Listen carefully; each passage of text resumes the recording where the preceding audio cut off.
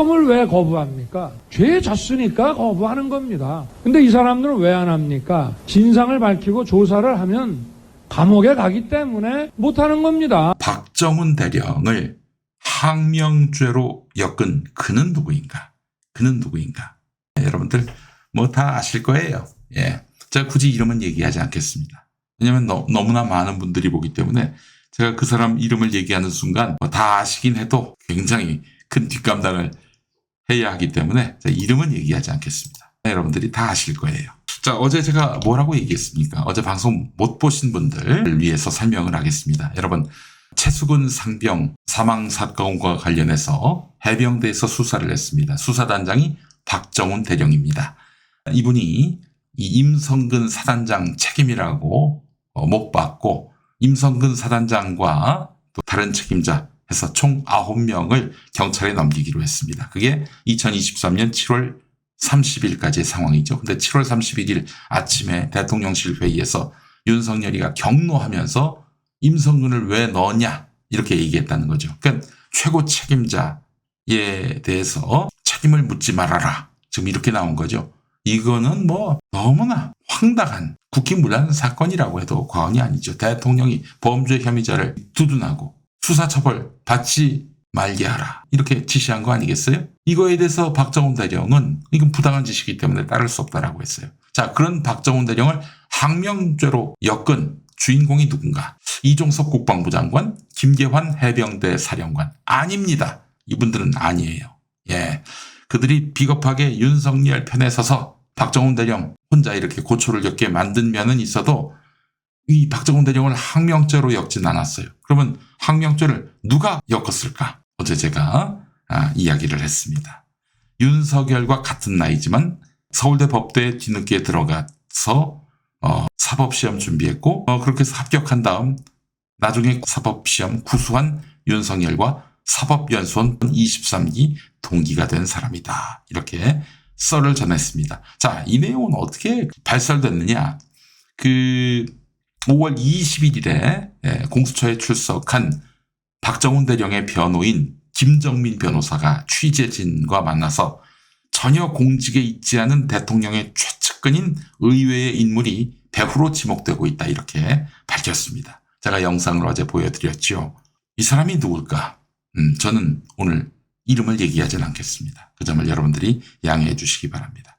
자, 이 사람에 대한 소개를 좀 계속해 보겠습니다. 이 윤석열의 몇 안 되는 군 측근입니다. 지금이야 사실은 뭐 군인은 아니지만은 이 사람 군 사정을 잘 아는 사람입니다. 그래서 윤석열한테 이 박정훈을 어떻게 처리해야 할지, 어떻게 입막을 수 있을지 그 조언을 해준 사람으로 추정됩니다. 이 사람이 이제 육사 39기로 육군사관학교를 졸업했습니다. 일반 대학으로 치면은 79학번인데 윤석열이도 서울법대 79학번 아닙니까? 그런데 육사 나오고 서울법대의 84학번으로 위탁교육을 받았습니다. 자, 그리고 1991년에 사법시험에 합격을 했고 사법연수원은 23기로 윤석열과 동기입니다. 사법연수원 23기 정말 대단한 사람들이 모여 있습니다. 박범계 아시죠? 주광덕 남양주시장, 예전에 또 법사위에서 활약을 했던 국회의원 출신. 그리고 이성윤 전 서울중앙지검장, 이분 전주을에서 이번에 당선되지 않습니까? 자, 그리고 조윤선 전 문화체육관광부 장관, 변호사예요, 이 사람. 그리고 강용석 변호사 있고요. 이정열 전 판사도 있고. 그렇습니다. 정말 대단한 사람들이 모여있는, 논쟁적 인물들이 많이 모여있는 23기입니다. 네, 그래요. 학번으로는 윤석열과 차이가 좀 있지만은 윤석열이 구수를 해서 사법고시 통과했을 때 사법시험 동기가 되겠습니다. 나이가 같아요. 1960년생. 근데 이 사람이 2008년에 방위사업청에서 팀장으로 근무하다가 그 준장으로 진급했는데 그때 윤석열이가 대전지검 논산지청장으로 있었어요. 대전지검 논산지청장. 그때 직접 영전을 축하해준 이력도 있습니다. 네. 자, 그리고 2009년부터 2010년까지 이 사람이 육군본부 법무실장을, 그리고 2011년부터 2012년까지 국방부 고등군사법원장을 역임했고요. 2012년 국방부 고등군사법원장을 끝으로 전역할 때는 그때 윤석열이가 검사였잖아요. 2012년에. 그 해에도 저 윤석열이가 김건희하고 결혼했군요. 그때 이 사람을 찾아가서 그동안 고생했다라면서 덕담을 건넸다고 합니다. 자, 군사 법원장을 지냈단 말이에요. 고등 군사 법원장. 그러니까 박정훈을 뭘로 엮어야 할지, 그렇게 해서 어떻게 압박을 가할 수 있을지 그 지혜를 이 인간이 제공했을 가능성이 농후하지요. 그렇잖아요. 자, 이 지난해에 이 박정훈 대령을 구속시키려고 했던 사람들 보니까요. 와, 법무장교들이네요. 그 중에 한 사람은 그 박정훈 대령을 비난하는 괴문서를 만들어서 배포한 그런 인물이고요. 지금 나오고 있는 유재은 법무관리관, 이 사람도 변호사인데 이 사람은 그 핵심은 아닌 것 같아요. 그러나 지금 뻥을 치고 있잖아요. 책임은 분명히 지워야 할 것입니다. 아무 역할을 안 한 건 아니에요. 유재은이가. 근데 지금 몸통은 아니다 이런 얘기죠. 네. 자, 그 윤석열의 측근 박정훈 대령을 항명죄로 엮은 것으로 추정되는 그 인간. MB정부 시절에 김대중 노무현 정부 청와대에 파견 나갔던 현역 장교들 이름을 적어서 이른바 좌파 장교 리스트를 만들어서 돌렸다가 선배 예비역 장군들에게 얻어맞은 일이 있었습니다. 얻어맞은 일이 있었어요. 예. 이게 문제가 돼서 국가정보원이 조사를 하기도 했었죠. 그 인간을. 와, 얻어맞았어. 함부로 좌파 장교 리스트. 이거 블랙리스트 아닙니까? 이걸 만들다가 선배 예비역 장군들한테 얻어맞은 이 사람 누굴까요? 예, 저는 이름을 얘기하지 않습니다. 자, 이와 관련해서 오늘 하나 더 까겠습니다. 이 인간 지난 22대 총선에 국회의원 후보로 나왔습니다. 국회의원 후보로 나왔고 다행히 떨어졌습니다. 예. 자, 그래서 경쟁자인 분한테 이렇게 좀 알아봤더니 국내에서 윤석열하고 독대할 수 있는 후보로 소문나 있었다. 이렇게 얘기를 하더군요. 예, 그 정도로 윤석열하고 매우 친하다. 윤석열이가 지금 집권하고 있는 마당이니 당연히 그 인간은 파워 있고 또 얼마나 힘도 세겠어요. 자, 근데 총선에서 졌단 말이죠. 근데 말이죠. 근데 그 인간 떨어진 지역에서 지금 돌고 있는 소문이 뭐냐면은 그 인간 떨어진 지역에서 돌고 있는 소문은 곧 보궐선거가 열린다. 곧 보궐선거가 열린다. 이런 소문이 지금 돌고 있어요. 그 인간 경쟁자가 사실은 그 공익적 폭로를 했다가 지금 송치가 된 걸로 알고 있는데 기소가 된 걸로 알고 있는데 재판에서 100% 진다. 이런 소문을 지금 누군가가 돌리고 있다는 거예요. 예, 그래서 곧 보궐선거가 열린다. 이런 소문이 지금 돌고 있다는 거예요. 그런데 이 소문은 도대체 어디서 만든 소문일까? 어디서 뿌린 소문일까? 그런 생각이 듭니다. 네. 어쨌든 이 사람 낙선했으니까 지금 할 일 없는 거 아니에요. 그죠?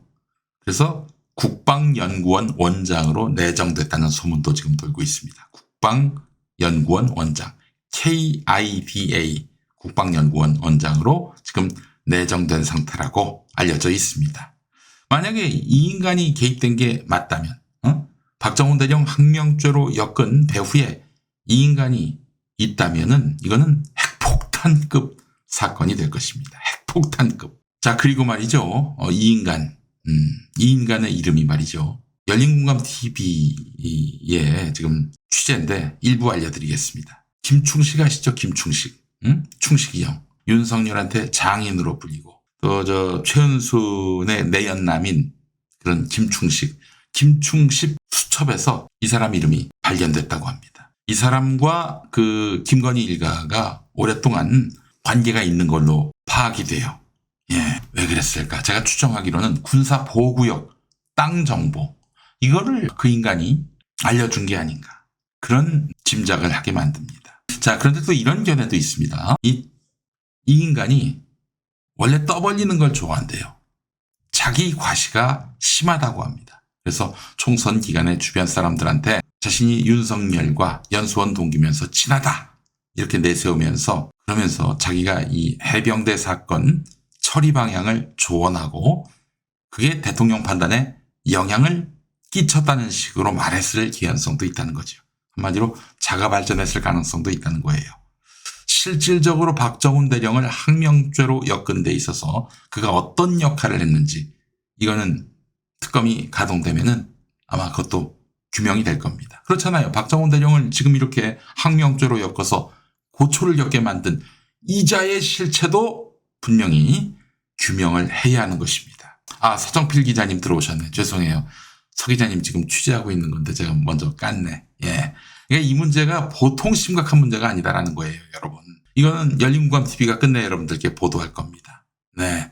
열린공감TV가 지금 여러분 충격적인 보도를 날마다 내는데 너무나 충격적이어서 사람들이 충격에 이제 둔감하신 모양인가 봐. 그래서 제가 누차 열린공감TV 보도에 대해서 이렇게 얘기하잖아요. 한 10개월, 1년 뒤에 화제가 될 기사를 미리 보고 계시는 거라고. 여러분 열린공감TV 많이 응원해 주시고 우리 서정필 기자님도 많이 응원해 주시기 바랍니다. 우리 평화나무의 핵심 자산인데 이 열린공감TV의 부활을 위해서 제가 정말 너무 아까운데 꼭 필요한 분인데 열린공감TV로 보내드렸어요. 자, 우리 서정필 기자 많이 응원해 주시고 취재하다가 얻어맞기도 하고 그러는 거 아니에요? 오늘 문화일보에 나왔습니다, 여러분. 문화일보에 보도가 됐어요. 서 기자님이 또 건강도록에 썩 좋은 편은 아닌데 모든 걸 걸고 취재하시는 중이니까요. 여러분 기대해 주시기 바랍니다.